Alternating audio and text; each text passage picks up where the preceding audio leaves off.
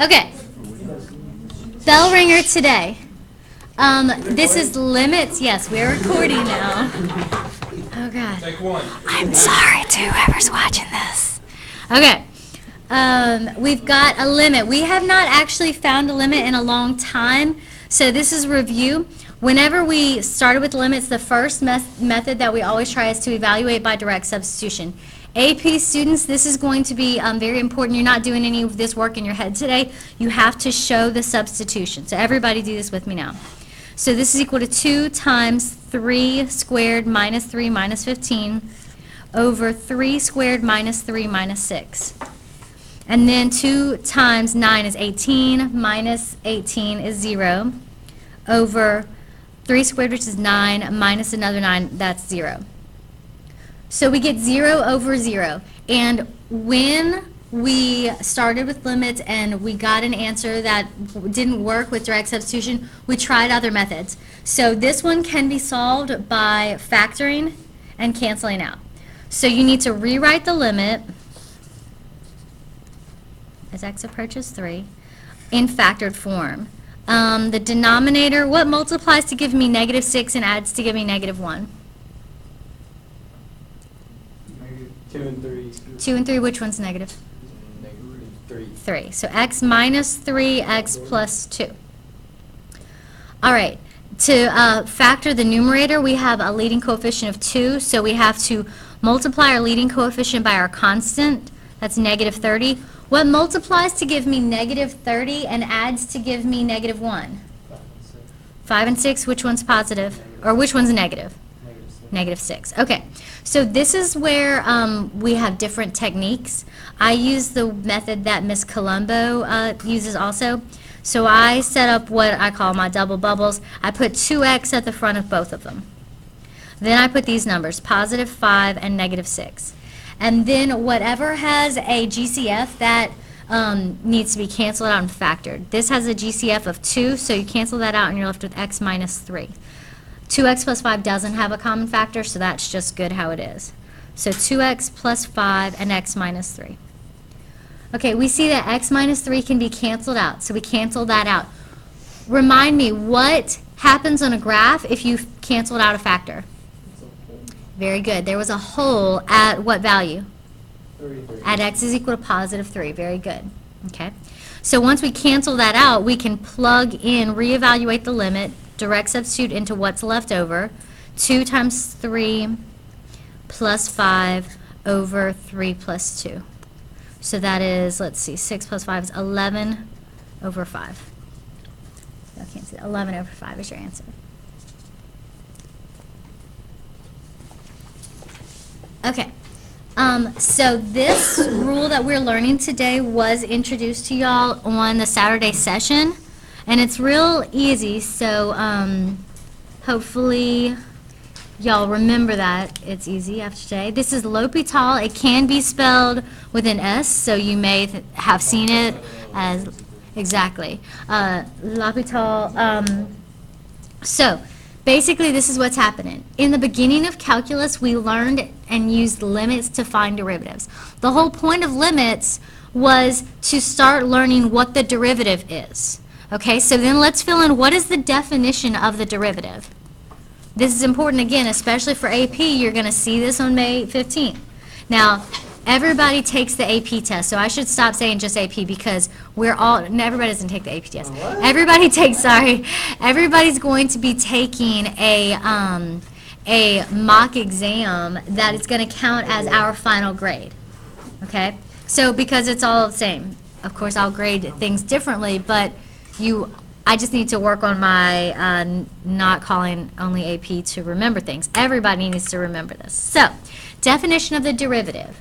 All right, I'm going to start you off. The limit as h approaches 0. Okay. Anybody have an idea? What do I do? Close. F of x plus h minus what? F of x all over h.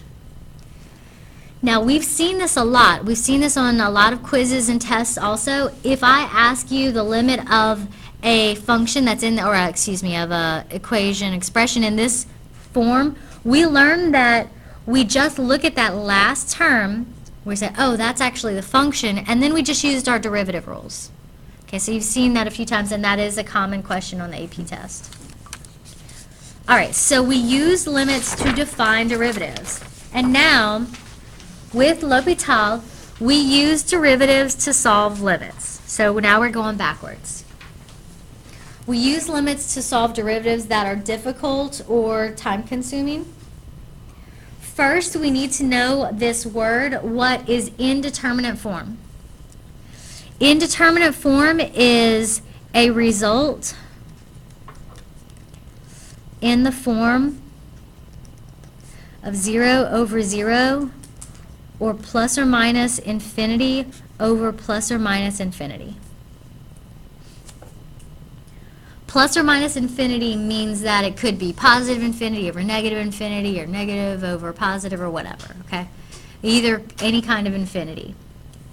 Now, notice it's 0 over 0 is indeterminate form. If I have 0 over 5, that is not indeterminate form. Okay, if I have 5 over 0, even though this doesn't exist, that is not indeterminate form. Indeterminate form, 0 over 0 or infinity over infinity. Got that? Yeah. All right, Quinn's got it. That's good enough for me.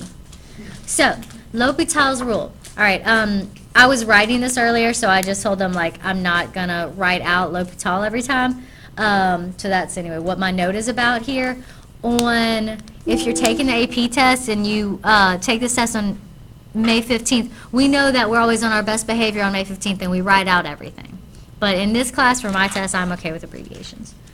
All right, if the limit as x approaches c, some number, whatever, of f of x over g of x results in an indeterminate form, okay, so if you have a function and when you plug in you get 0 over 0 or infinity over infinity, then you use this rule, which says the limit as x approaches c of f of x over g of x can be rewritten as the limit as x approaches c of the derivative of f over the derivative of g, f prime over g prime. And so this is in simple words what that means. Take the derivative of the numerator and denominator separately. That's important. You're not doing a derivative of a quotient. You don't do quotient rule. You take the derivative of the top, you take the derivative of the bottom. Then you reevaluate the limit. Okay? All right. Let's try it. A little sidebar here.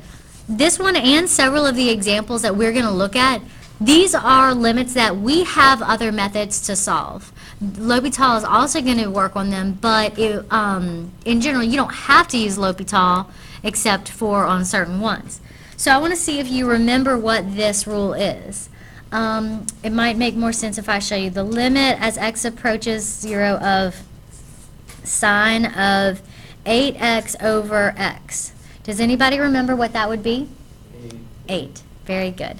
We learned a rule that the limit as x approaches 0 of sine of any number x over x is just equal to that number right there. All right, that was just something we saw a few times. So what does that mean the answer to this one is going to be? 0. What's the number? 1. All right, the number in front of that x is 1. So this will be 1. And that's great. If you see this on a multiple choice, you would just say, oh, the answer is 1, you know, if you remember that rule.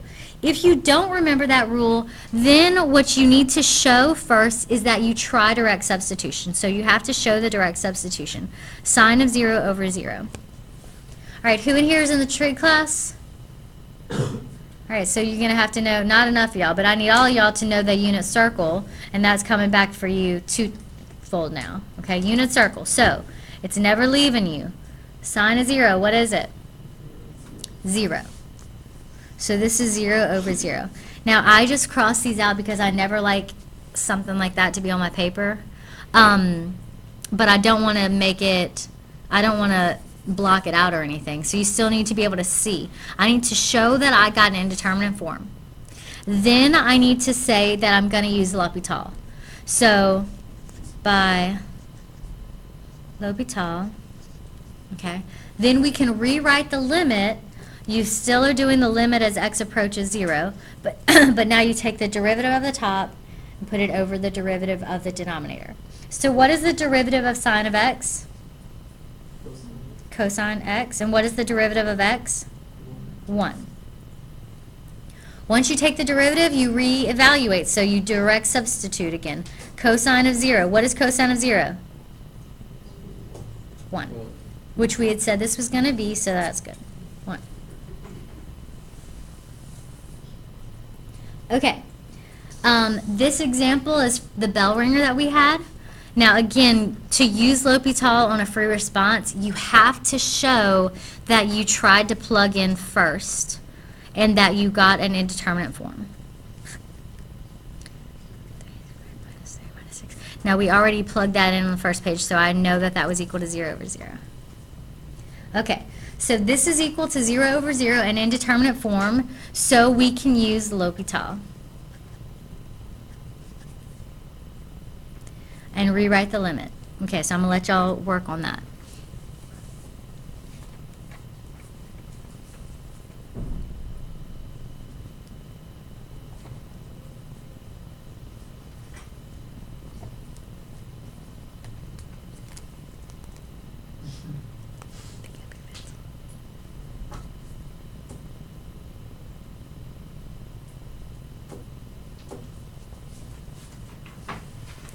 Okay, so we bring the limit down. That's the same. The limit as x approaches 3.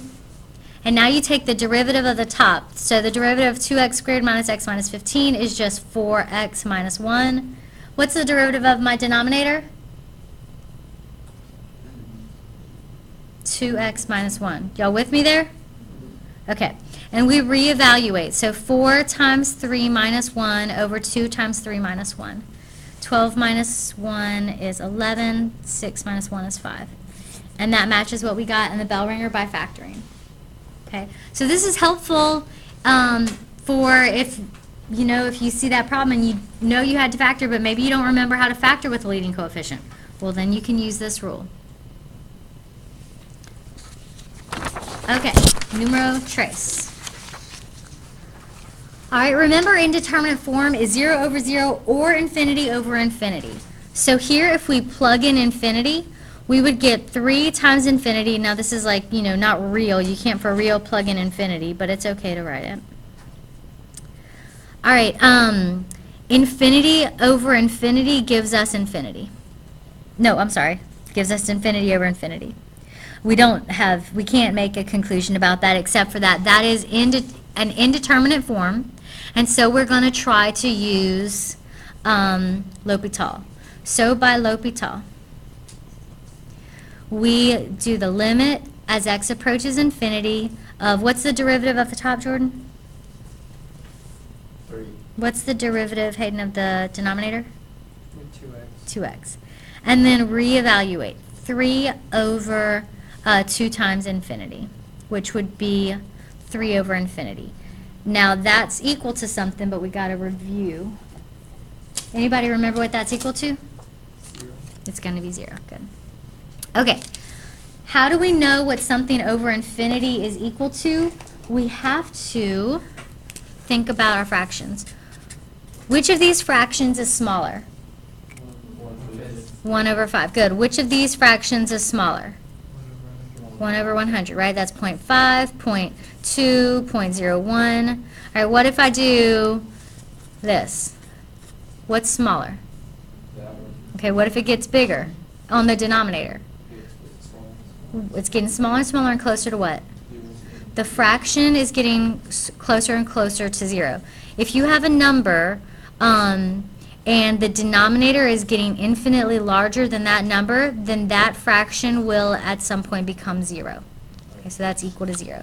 So even though you can't really do actual calculation with infinity, when you have the limit as x approaches infinity and we plug in infinity, then that's equal to 0. Now, this, we use L'Hopital, but there is another way to do this one if we had remembered what, I'm asking the limit as x approaches infinity of a polynomial over a polynomial. Yes. This is asking what is my end behavior, what's happening at the ends, and that could be a horizontal asymptote. So we have rules for horizontal asymptotes.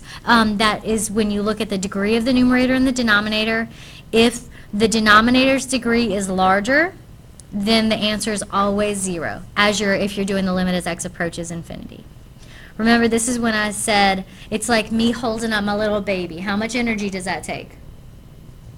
0 energy, right? Okay. Next, you may use L'Hopital's rule over and over again as long as your limit results in an indeterminate form.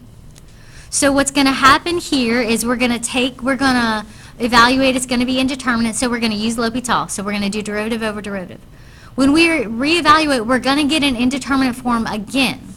So then you just apply L'Hopital again. You take the derivative over the derivative again and reevaluate.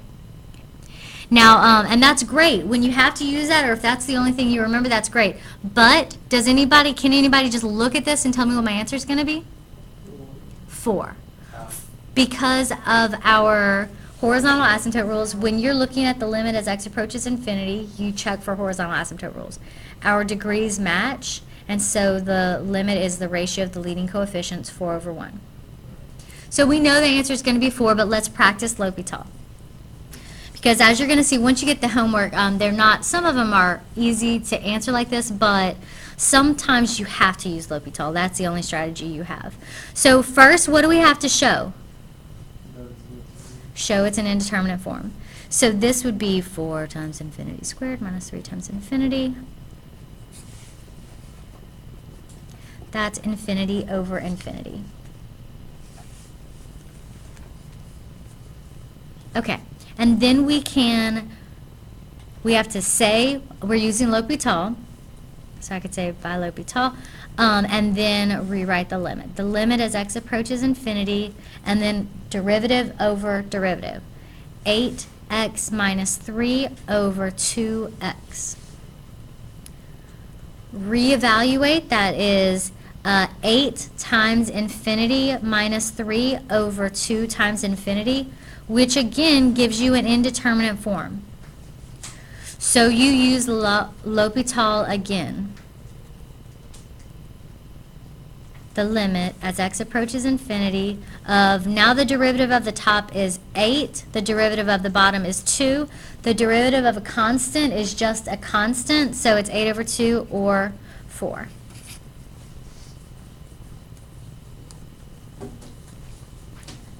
Our last example is our last example. That's it. Okay, you're done. Short lesson today. So, example 5. Y'all ready? How do you feel about this one? Questions, concerns, comments? Okay, this example is it.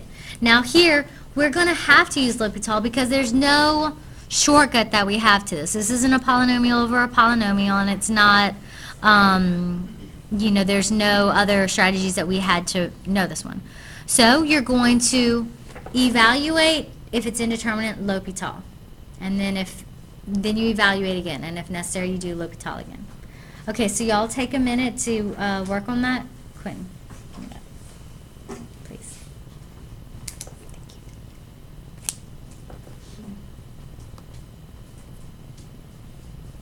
you. Y'all working, get a little bit ahead of me.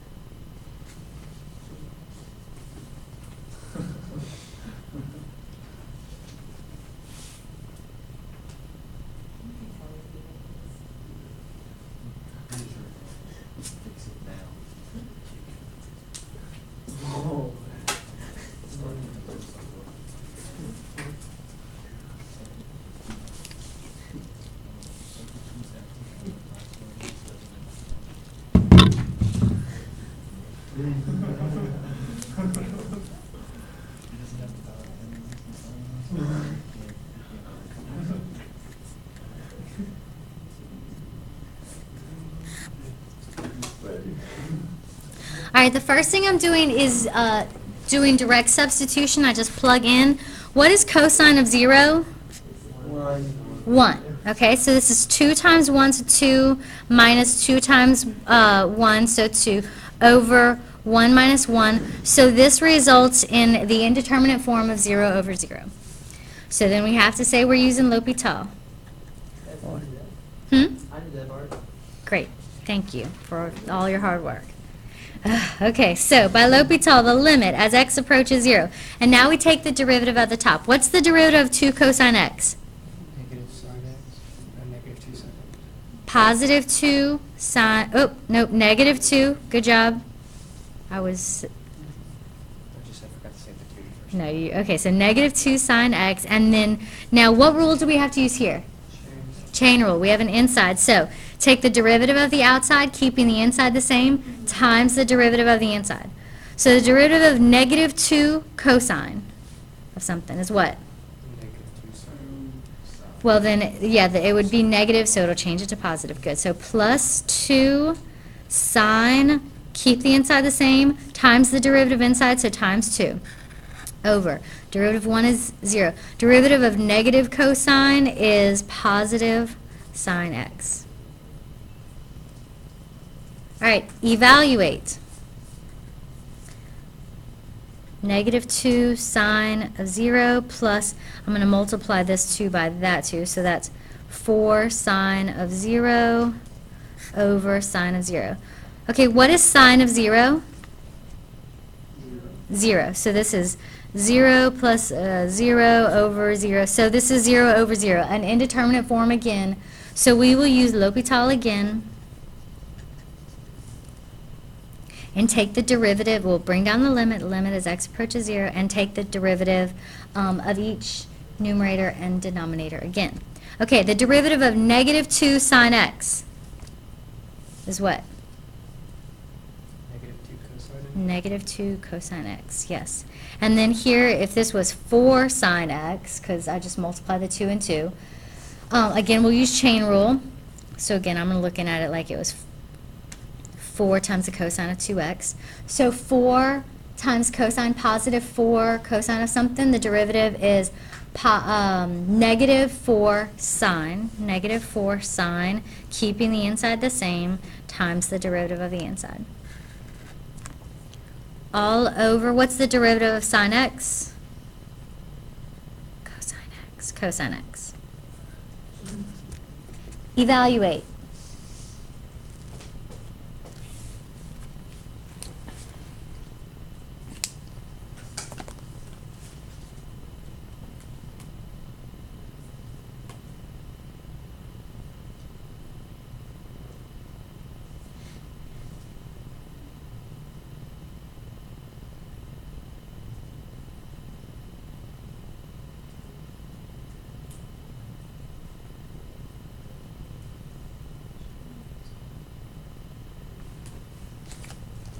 All right. Anybody got an answer for me? Negative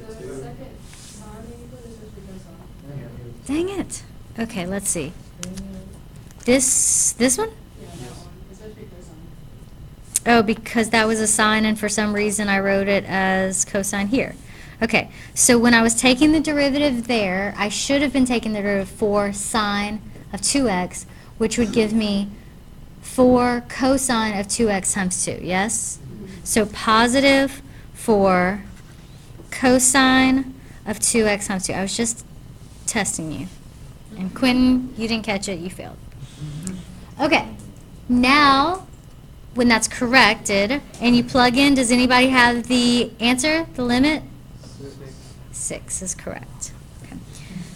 Negative 2 cosine 0 plus 4 cosine of 0 times 2 all over cosine of 0. Cosine of 0 is 1, so this is negative 2 times 1 plus 4 times 1 times 2, so plus 8 over 1, 6.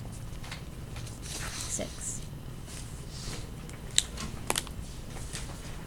All right, you got homework.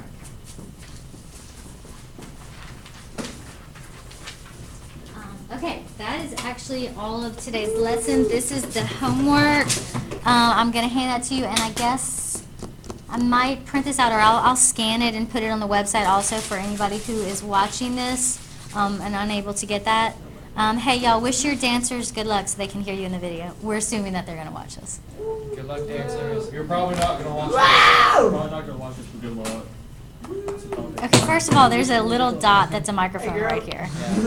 Have a great time. Okay, you know what? I regret asking all that. Goodbye. Good luck, ladies, if you're when you Wait, watch wow, this. just ladies? Yeah,